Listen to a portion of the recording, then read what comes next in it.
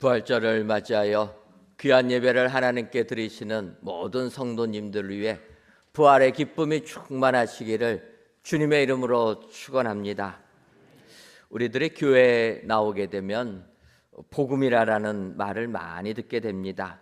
이 복음이란 말은 단어 그대로 복자에 소리 음자를 써서 복된 소리, 복된 소식을 의미합니다. 이것은 신약 성경을 기록한 헬라어도 마찬가지입니다. 복음이라는 헬라어 유앙겔리온이라는 단어는 조훈을 의미하는 유라라는 것과 천사를 의미하는 안겔리온이 합쳐진 단어입니다. 주의 사자가 하나님의 말씀을 전하는데 좋은 말씀을 전한다라는 겁니다. 이게 얼마나 복된 소식입니까? 그래서 헬라 시대에도 이 유앙겔리온이라는 단어를 쓸 때는 좋은 소식들이 임할 때 사용합니다. 국가적으로 이야기하면은 좋은 소식이 무엇입니까? 전쟁이 일어났는데 전쟁 끝에 승리했다. 승리를 알려줄 때 이 유앙겔리온이라는 단어를 썼다라는 겁니다. 우리나라로 보게 되면 우리나라가 예전에 일제 강점기 시대 때 일본 나라가 패망했다는 소식을 듣는 것 아닙니까? 이것이 우리 민족에게는 좋은 소식이라는 겁니다. 개인적으로 얘기하면은 이 땅을 살다 보면 개인적으로 좋은 소식들이 올 때가 있습니다. 예를 들면 예전에 우리나라가 고등학교를 들어갈 때에도 예전에는 시험을 치고 들어갔습니다. 아마 여러분들 중에서 시험 치셔서 좋은 고등학교 가신 분들이 계실 겁니다. 공부를 잘하는 사람에게는 시험 치고 들어가는 것이 복인데 놀기 좋아하는 저 같은 사람에게는 시험이 폐지가 되고 무시험으로 추첨으로 들어간다. 그것이 얼마나 축복입니까? 저희 형님이 고등학교를 시험 치고 들어갈 때 어머니께서 긴장하는 걸 보았습니다. 그러면 저를 보면서 항상 생각하는 거죠. 너는 어떡할까? 걱정하지 마시라. 고등학교 시험이 폐지가 됩니다. 그것이 얼마나 큰 축복입니까? 조금 더 지나다 보니까 또 우리 어머니는 저를 보면서 걱정합니다. 어떻게 대학을 갈까? 그랬더니 저보다 조금 앞서서 대학이 본고사가 폐지되고 학력고사로 바뀌게 됩니다. 그것도 좋은 소식 아닙니까? 그런데 제 나름대로 좋은 게 뭘까 생각해 보면은 야간 통행 금지가 없어진 것, 이것도 참 복되다 생각을 들었습니다. 갑자기 왜 뜬금없는 통금 해제냐? 이게 1982년도부터 해제가 돼서 한 40여 년 전에 된 겁니다. 그러니까 어떤 분들은 전혀 그 느낌을 모르시는 분들도 계시지만 예전에는 저희가 저녁 12시부터 새벽 4시까지 바깥에 나가면 안 되는 시대도 산 적이 있었다라는 겁니다. 그 당시는 항상 그랬기 때문에 그게 불편한 걸 전혀 못 느꼈습니다. 여러분 기억하십시오. 예전에 우리가 교회에서 철야기도 하면은 몇 시부터 몇 시까지 설야기도 합니까? 12시부터 4시까지 하는 거예요. 왜 그렇게 합니까? 어차피 못 가니까. 철야기도 12시에서 1시에 끝내봤자 4시까지는 못 가는 겁니다. 통행 금지 시간이 있어서. 그래서 예전에는 철야기도 하면은 12시부터 새벽 4시까지 합니다. 그래서 새벽 4시 땡 되면 이제 다녀도 되니까 그때 집회를 가는 겁니다.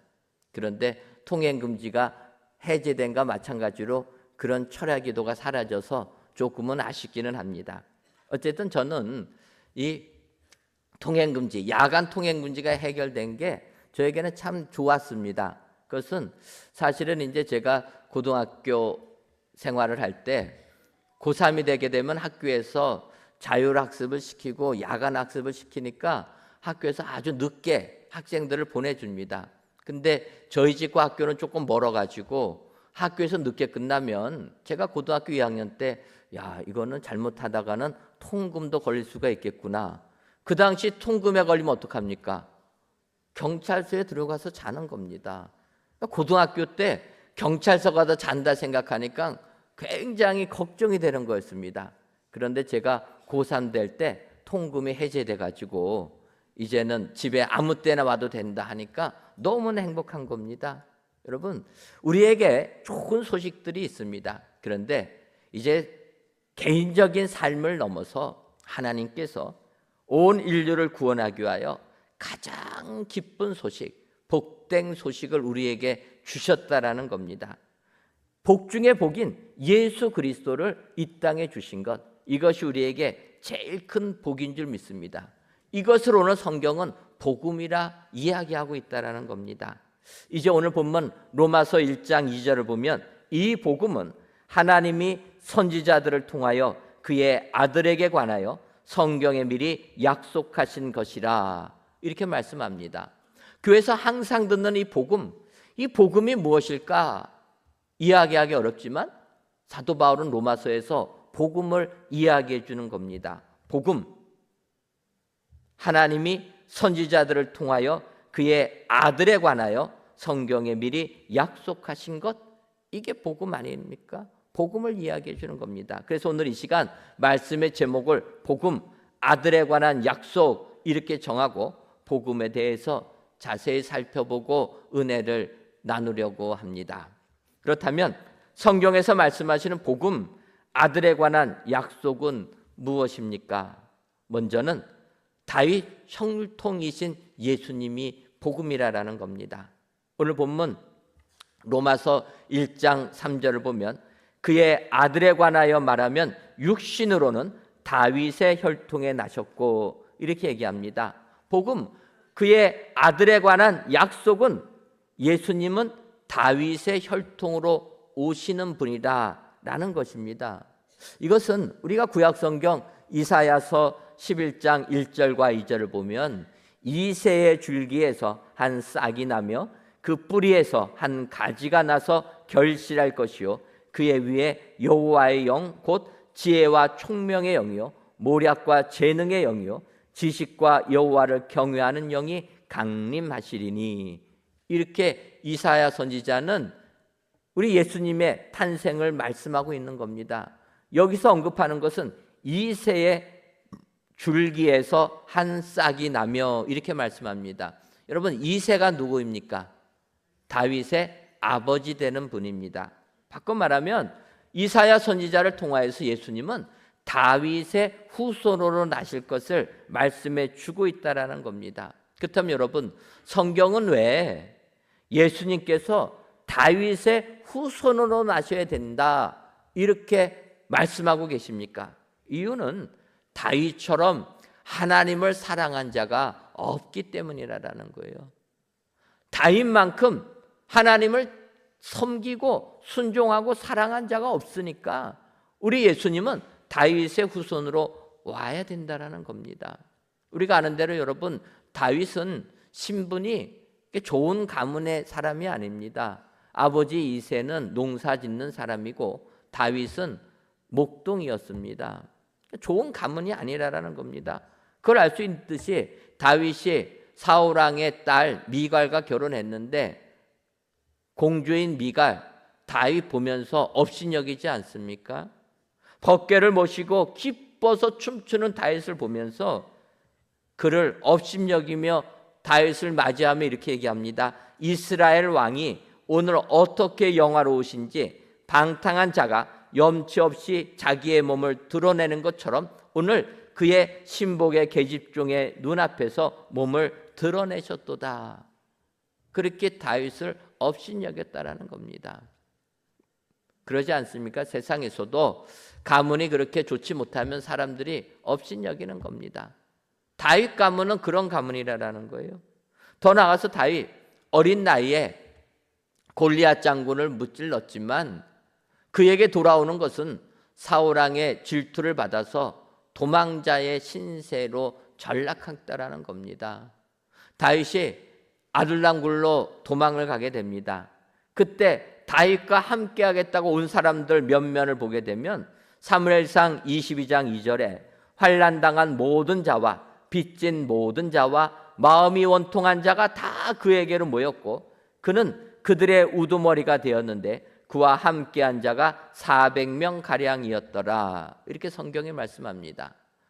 다윗은 집안도 별 볼 일 없고 다윗과 함께하는 동료들을 보니까 성경을 보면 환난당한 자, 모든 빚진 자, 마음이 원통한 자, 이 상처받은 자들만 다윗 주변으로 모였다라는 겁니다. 이처럼 다윗 능력도 없고 힘도 없고 가문도 비천한데 이렇게 부족한 것 투성인 다윗의 혈통으로 우리 주님이 나셔야 되는 것이 하나님의 뜻이라는 겁니다. 왜 그렇겠습니까? 앞서도 말씀드렸지만 다윗처럼 하나님 사랑하는 사람이 없었기 때문이라는 거예요. 하나님은 하나님 사랑하는 자를 들어서 주실 줄 믿습니다. 다윗의 삶을 면면히 보게 되면 그는 인생을 통해서 하나님을 순종하고 하나님을 우선하는 사람이었다라는 것을 알 수가 있는 겁니다. 여러분, 다윗처럼 고난의 삶을 많이 산 사람이 어디 있습니까? 우리 같으면 생각지도 못한 어려움이 우리에게 닥치게 되면 하나님께 반문하지 않겠습니까? 하나님이 계시다면 왜 나에게 이런 질병이 와야 됩니까? 하나님이 계시다면 나의 사업이 왜 이렇게 어려움을 겪어야 됩니까? 하나님이 계시다면 내 가정에 왜 이러한 어려움이 있습니까? 우리 같으면 이렇게 반문할 텐데 다윗은 그가 쓴 시편을 보게 되면 그런 환난 속에서도 죽음을 눈앞에 둔 상황에서도 다윗은 하나님께 감사하고 하나님께 찬송했던 사람이라는 겁니다.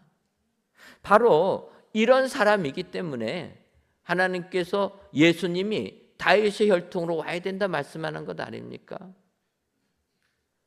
다윗은 힘들고 어려워도 하나님만을 섬기는 사람입니다. 그가 예루살렘 왕궁에서 편안히 거할 때 하나님이 거하시는 성전은 성막밖에 안 된다, 장막에 거한다라는 것을 보고 마음 아파한 사람 아닙니까? 그래서 다윗은 그가 좋은 성전에 궁전에 있는 것 힘들어하면서 하나님의 성전을 건축하려고 합니다. 이때 하나님께서 나단 선지자를 보내서 너는 성전 건축을 하지 못한다. 까닭은 너가 피를 많이 흘렸기 때문이라. 그렇게 얘기합니다. 우리 같으면 그런 이야기 들으면 하나님께 불평하지 않겠습니까? 아니, 하나님을 섬긴다고 하는데 막으시면 어떡합니까? 우리 이렇게 얘기하지 않겠습니까? 그런데 다윗은 하나님이 너는 성전을 건축하지 못한다 하니까 순종하는 거예요. 오히려 그의 아들 솔로몬이 성전을 잘 건축할 수 있도록 모든 성전 건축의 준비를 철저하게 해준 사람이 다윗 아닙니까? 다윗은 이처럼 순종하는 사람입니다. 하나님 우선하는 사람이었다. 결론적으로 다윗은 하나님 사랑하는 사람이었다 이야기하고 있다라는 겁니다. 바로 우리를 구원하실 예수님은 이런 다윗의 후손으로 오셔야 된다라는 겁니다. 그래서 예수님 다윗의 자손으로 오셔서 끝까지 죽기까지 순종하신 분 아니십니까? 지난 주간 저희들 새벽마다 가상 7연의 말씀을 묵상하면서 은혜를 받았습니다. 그 가상 7연을 보게 되면 우리 예수님 마지막까지도 하나님의 뜻을 이루기 위하여서 능력이 있으심에도 불구하고 십자가를 지신 분 아니십니까? 하나님을 사랑하기 때문에, 하나님을 우선하셨기 때문에 십자가의 고난을 받으신 우리 주님이신 줄 믿습니다. 복음은 바로 다윗의 혈통으로 오셔야 된다. 우리 예수님이 다윗처럼 하나님 사랑하는 본을 보여주셨다. 오늘도 우리 예수님을 기억하시고 여러분들도 다윗처럼 우리 예수님처럼 하나님 우선하시고 하나님 사랑하시는 저와 여러분들 되시기를 주님의 이름으로 축원합니다. 다음으로 복음 그의 아들에 관한 약속의 말씀은 부활하신 예수님이시라는 겁니다. 로마서 1장 4절을 보면 성결의 영으로는 죽은 자들 가운데서 부활하사 능력으로 하나님의 아들로 선포되셨으니 곧 우리 주 예수 그리스도시니라. 이렇게 말씀하고 있습니다. 여기서 4절 상반절을 보면 성결의 영으로는 죽은 자들 가운데서 부활하사. 복음은 우리 예수님이 부활하셨다라는 것을 믿는 게 복음이라는 겁니다. 우리가 부활절에 우리 주님께 예배드리는 것은 우리도 예수님이 부활하신 것처럼 우리들도 예수님의 부활을 믿고 우리도 부활할 것을 믿습니다, 다짐하는 것 아닙니까?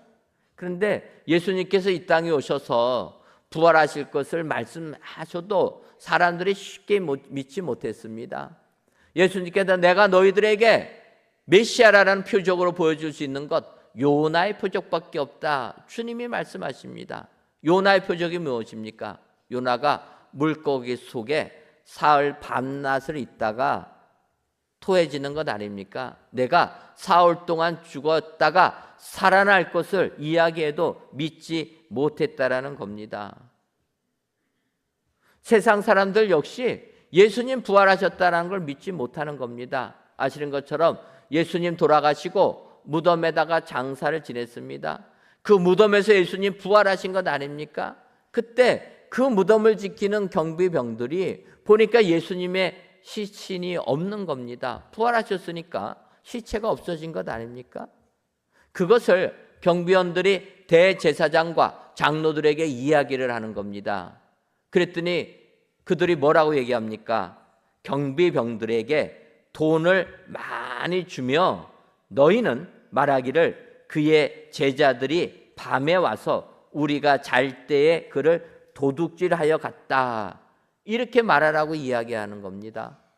그래서 마태복음 28장 15절을 보면 군인들이 돈을 받고 가르친 대로 하였으니 이 말이 오늘날까지 유대인 가운데 두루 퍼지니라. 사도 요한이 요한복음을 쓸 때까지도 유대인들은 이 군병들이 한 말을 믿었다라는 겁니다. 부활을 믿으려고 하지 아니하고 예수님의 시체가 무덤에 없는 것은 주의 제자들이 밤사이에 도둑질해 갔기 때문에 없어진 거지 예수님이 부활하신 것이 아니다라는 겁니다. 여러분, 어찌 보면 이것은 2000년이 지난 지금 이 시대에도 예수를 믿지 못하는 자들은 이런 말을 더 인정하지 않겠습니까? 무덤에 묻힌 그 시신이 없어졌다라는 것은 부활한 게 아니라 사람들이 가져갔으니까 없어질 것이다, 이게 더 타당하고 합리적이라는 겁니다. 그래서 이 세상 사람들은 예수님의 부활하심을 우리가 아무리 이야기해도 믿지 못하는 겁니다. 그나마 조금 인정하려고 하는 사람들은 뭐라고 얘기합니까? 그것은 예수님이 돌아가신 게 아니라 잠깐 기절했다가 몇 시간 뒤에 깨어난 것이라. 조금 우리 기독교인들이 예수님 부활하심을 이야기할 때 그거를 인정해 주려고 하는 분들이 하는 얘기가 그 정도입니다. 생각해 보면은 그거는 조금 이해가 되는 것 아닙니까? 요즘은 사람들이 돌아가시면 병원 의사가 사망 선고를 내리지 않습니까? 예전에는 그렇지 않았습니다. 예전에는 병원에 가서 그러지 못하고 집에서, 예전에 어르신들은 집에서 돌아가신 겁니다. 그러니까 의학적 지식이 없는 사람들이 어떡합니까? 이렇게 누워서 숨을 안 쉬는 것 같으면 돌아가셨다 해가지고 장례 준비하는 것 아닙니까? 그러다가 몇 시간이라도 깨어나면 기절들 하고, 그게 예전에 우리의 가정에서는 많이 일어났던 얘기입니다. 그것은 뭐냐면 돌아가신 게 아니지 않습니까? 의식을 잃었다가 잠깐 깨어나는 겁니다. 그런데 세상 사람들은 그 정도까지는 인정하려고 할지 몰라도 못 믿는 겁니다. 하지만 오늘 성경은 우리 예수님 부활하셨다라는 거예요. 오늘 사도 바울은 로마서 4장 1장 4절에서 성결의 영으로는 죽은 자들 가운데서 부활하셨다, 이렇게 설명을 해주는 겁니다. 이 성결의 영이라는 표현은 이 로마서 1장 4절에만 딱 한 번 나옵니다. 이 성결의 영이 뭐냐, 이걸 가지고 학자들이 많이 이야기를 하지만 성결하다라는 게 무엇입니까? 성결은 거룩한 거 얘기하지 않습니까? 거룩한 영이라는 건데 우리가 바꿔 말하면 성령 그럽니다. 성령. 성령을 얘기할 때, 성령님 얘기할 때 이 성자가 무슨 성자를 씁니까? 거룩한 성자를 쓰는 거예요. 영은 영령자를 씁니다. 바꿔 말하면 성령이나 성결의 영이나 같은 것이라. 그래서 세번역 성경에서는 이 구절을 성령으로는 이렇게 표현하는 겁니다.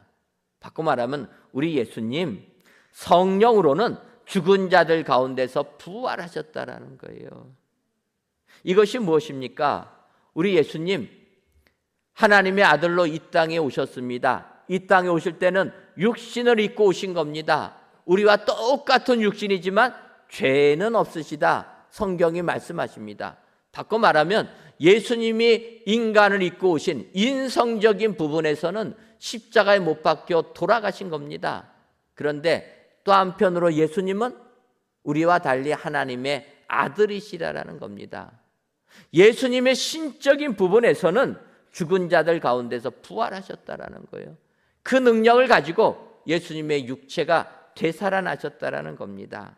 이것을 지금 사도 바울은 우리에게 알려주고 있다라는 겁니다. 그래서 너희들이 예수님의 부활을 믿지 못하지만 하나님의 능력이 그를 부활시켰다. 성경이 이야기하고 있다라는 겁니다. 오늘 부활절을 맞이하여서 귀한 예배를 드리시는 사랑하는 성도 여러분, 예수님의 부활하심을 의심 없이 믿으시는 여러분들 되시기를 주님의 이름으로 축원합니다. 예수님께서는 우리들의 모든 죄를 대신 지시고 십자가에 죽음을 당하셨습니다. 그 당하신 예수님이 사흘 만에 부활하셨다. 오늘 성경이 이야기하고 있습니다. 이것을 믿는다면 우리도 예수님의 부활하심을 본받아 우리도 부활의 몸이 다 되게 될 줄 믿습니다. 뿐만 아니라 이 세상을 살면서 내 삶의 환경이 아무리 죽어주고 하여도 사방이 다 막혀 살 소망이 끊어진다 할지라도 예수님께서 죽은 권세를 이기시고 사흘 만에 부활하신 것처럼 우리들의 삶의 환경도 죽음에서 부활로 변화될 줄 믿습니다. 오늘도 예수님의 부활하심이 나의 부활 되셔서 예수님처럼 내 삶도 다시금 되살아나는 축복이 저와 여러분들 삶 가운데 임하시기를 주님의 이름으로 축원합니다. 마지막으로 복음 아들 대신 하나님의 약속이 무엇인가? 마지막으로는 선포 대신 예수님이시라는 겁니다. 로마서 1장 4절을 다시 보면 성결의 영으로는 죽은 자들 가운데서 부활하사 능력으로 하나님의 아들로 선포되셨으니 곧 우리 주 예수 그리스도시니라. 우리 예수님은 하나님의 아들로 선언되셨다라는 겁니다. 인정받으셨다라는 겁니다. 이것이 복음이라는 거예요. 그래서 이 구절을 4절 중반절 부분을 공동 번역은 부활하심으로써 하나님의 권능을 나타내어 하나님의 아들로 확인되신 분이십니다. 우리 주님은 하나님의 아들로 인정받으신 분이라는 겁니다. 근데 우리가 아는 대로 예수님이 이 땅에 오셨을 때 사람들이 예수님을 인정하지 않았습니다. 받아들이지를 않았다라는 거예요. 요한복음 1장 12절과 12절을 보면 자기 땅에 오매 자기 백성이 영접하지 아니하였으나 영접하는 자 곧 그 이름을 믿는 자들에게는 하나님의 자녀가 되는 권세를 주셨으니 이렇게 말씀합니다. 우리가 요한복음 1장 12절에 있는 말씀 영접하는 자 곧 그 이름을 믿는 자들에게는 하나님의 자녀가 되는 권세를 주셨으니 우리가 암송하는 구절입니다. 그런데 이 구절 바로 앞에 얘기하는 겁니다. 예수님께서 자기 땅에 오매 자기 백성이 영접하지 아니하였으니, 여러분 예수님이 이 땅에 오셨지만 이 땅의 사람들은 예수님을 영접하지 않았다라는 거예요. 받아들이지 않았다라는 겁니다. 하나님의 아들로 인정하지 않았다라는 겁니다. 그래서 예수님은 공생의 3년의 기간 동안에 내가 메시아다, 하나님의 아들로 내가 이 땅에 왔다, 그 모습을 보여주십니다. 우리가 요한복음을 보게 되면 요한복음에서 예수님이 여러 가지 메시아로서의 표적을 보여주십니다. 물로 포도들을 만들어 주시고 왕의 신하의 아들을 고쳐주십니다. 베데스다 연못에서 38년 된 환자를 고쳐주십니다. 오병이어의 표적도 보여주시고 무리를 걸어오시면서도 표적을 보여주십니다. 날 때부터 보지 못하는 소경들, 실로암 물가에 가서 씻으라 하시면서 눈을 뜨게 해주시는 이적도 보여주십니다. 마지막에는 죽은 나사로까지 살려주시면서 내가 하나님의 아들로 이 땅에 오는 메시아라 주님이 말씀하십니다. 그럼에도 불구하고 사람들은 믿지 않았다라는 거예요. 그래서 예수님께서는 마지막으로 십자가에 달려 돌아가신 다음에 사흘 만에 부활하심으로써 하나님의 아들로 인정받으셨다라는 겁니다. 그래서 하나님의 아들로 선포되신 거라는 겁니다.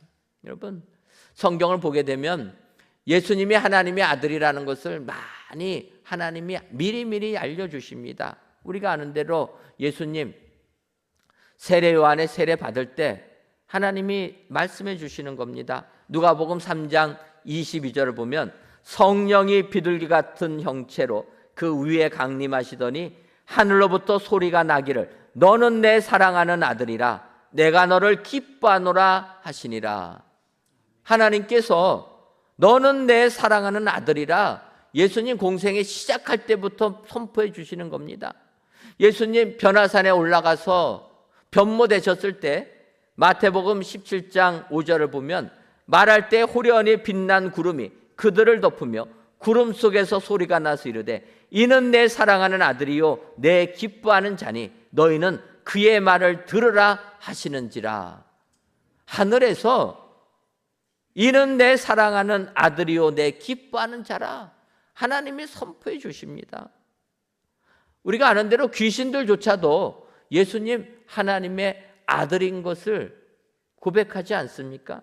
누가복음 4장 41절을 보면 여러 사람에게서 귀신들이 나가며 소리질러 이르되 당신은 하나님의 아들이니이다. 이렇게 이야기를 하는 겁니다.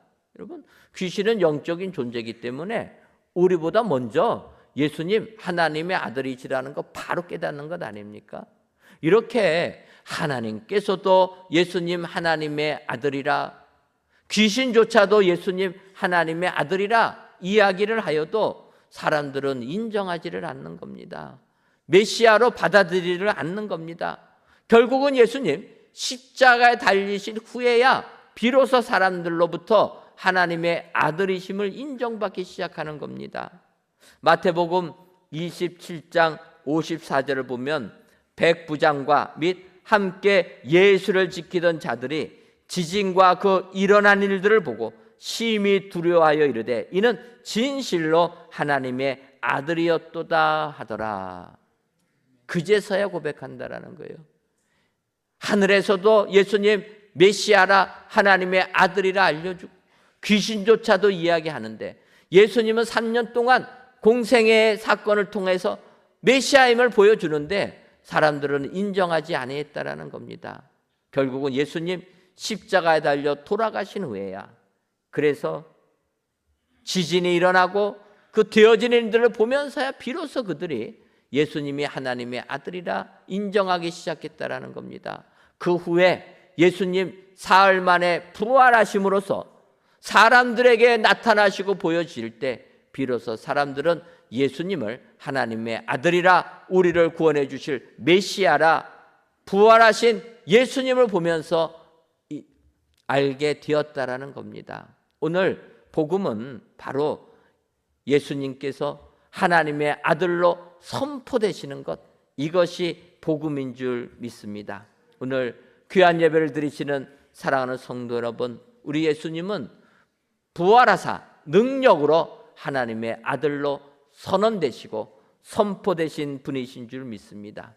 이 예수님을 믿으셔서 여러분들의 삶 속에 진정으로 복음이 충만한 은혜의 모든 성도님들 되시기를 주님의 이름으로 축원합니다.